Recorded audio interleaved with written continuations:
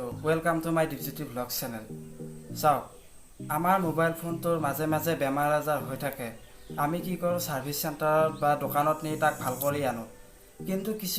কিন্তু কেতিয়াবা এনেকুৱা বেমাৰ হয় যিবিলাক আমি কেতিয়াও ভাল কৰিব নোৱাৰোঁ। ধৰি লওক মোবাইল ফোনৰ বেটাৰীটো ফুলি যোৱা। কিছুমানৰ যেতিয়া আমি মোবাইল ফোনটো বহুত দিন ধৰি ইউজ কৰোঁ বা পুৰণা হৈ যায় তেতিয়া কি হয় মোবাইল ফোনৰ বেটাৰীটো ফুলি যায়।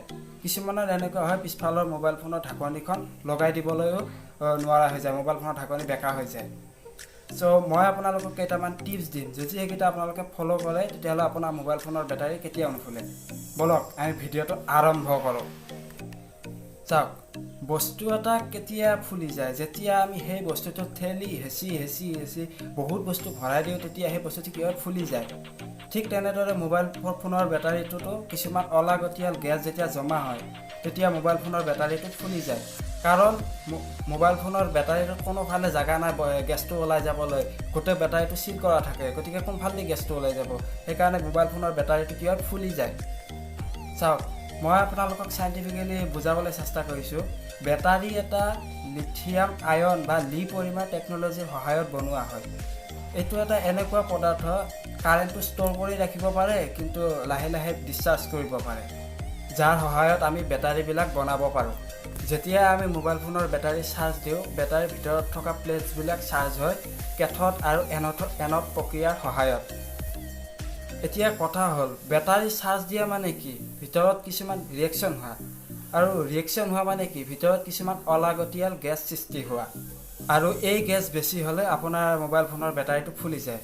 কিন্তু আপোনালোকে এইখিনি জনাতকৈ কি সাৱধানতা অৱলম্বন কৰিলে আপোনাৰ মোবাইল ফোনৰ বেটাৰীটো কেতিয়াও নুফুলে সেইটো জনাহে দৰকাৰ। এক নম্বৰতে আপোনালোকে সদায় মোবাইল ফোনৰ বেটাৰী 100%লৈকে চাৰ্জ নিদিব। 100%লৈকে চাৰ্জ দিলে কি হয় মোবাইল ফোনটো বেছিকৈ গৰম হয়। মোবাইল ফোনটো বেছিকৈ গৰম হ'লে কি হয় বেছিকৈ গেছৰ সৃষ্টি হয়, আৰু গেছৰ সৃষ্টি হ'লে মোবাইল ফোনৰ বেটাৰীটো ফুলি যোৱাৰ সম্ভাৱনা এটা আছে।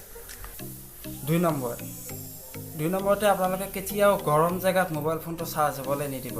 যেনেকৈ ধৰক ফ্ৰিজৰ ওপৰত কি থাকে ষ্টেবিলাইজাৰ থাকে, ষ্টেবিলাইজাৰটো গৰম হৈ থাকে নে নাই, আৰু ধৰক গাড়ীৰ ডিগ্গিত এনেকুৱা জেগাত মোবাইল ফোনৰ বেটাৰীটো চাৰ্জ নিদিব।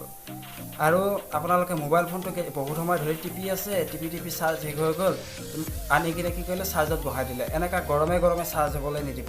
তেতিয়া আপোনালোকৰ মোবাইল ফোনৰ কিছুমান গেছৰ সৃষ্টি হয়, আৰু সেই গেছৰ ৰিয়েকশ্যন কৰি আপোনাৰ মোবাইল ফোনৰ বেটাৰীটো ফুলি যোৱাৰ সম্ভাৱনা আছে। মোবাইল ফোনটো ঠাণ্ডা হ'বলৈ দিয়ক, তাৰপিছতহে চাৰ্জ হ'বলৈ দিয়ক। আৰু 3 নম্বৰটো আপোনালোকে কৰক, মাজে মাজে কৰক বা মাহৰ মূৰত এবাৰ কৰক, আপোনাৰ মোবাইল ফোনৰ বেটাৰীটো পূৰা ডিছচাৰ্জ হৈ যাবলৈ দিয়ক, পূৰা মোবাইল ফোনটো অফ হৈ যাবলৈ দিয়ক, আৰু নতুনকৈ চাৰ্জ দিয়ক। তেতিয়া কি হ'ব আপোনাৰ মোবাইল ফোনৰ যি গেছ আছে সেই গেছবিলাক শেষ হৈ যাব আৰু নতুনকৈ চাৰ্জ হ'ব। আপোনালোকে কি কৰে মোবাইল ফোনৰ মেমৰিখন কি কৰে মাজে মাজে ফৰ্মেট মাৰে নাই, ঠিক তেনেকুৱাই কথা। 4 নম্বৰতে আপোনালোকে মোবাইল ফোনটো কেতিয়া যা তা চাৰ্জাৰেদি চাৰ্জ নিদিব। ধৰি লওক বজাৰৰ পৰা 100 টকা দি কিনি আনি সেইডালতে চাৰ্জ দিয়া আৰম্ভ কৰি দিলে, কিন্তু সেইডাল কি হয় তাত যি ভল্টেজ এম্পিয়াৰ লিখা থাকে সেইটো মোবাইল ফোনে নাপায়, ফলত কি হয় আপোনাৰ মোবাইল ফোনটো বেটাৰীটো ফুলি যোৱাৰ সম্ভাৱনা আছে। আৰু এই যা তা পাৱাৰ বেংকেদিও চাৰ্জ নিদিব। এইখিনিয়ে। যদি ভিডিঅ'টো ভাল লাগিল লাইক শ্বেয়াৰ আৰু মোৰ চেনেলটো ছাবস্ক্ৰাইব কৰিবলৈ নাপাহৰিব। Thank U.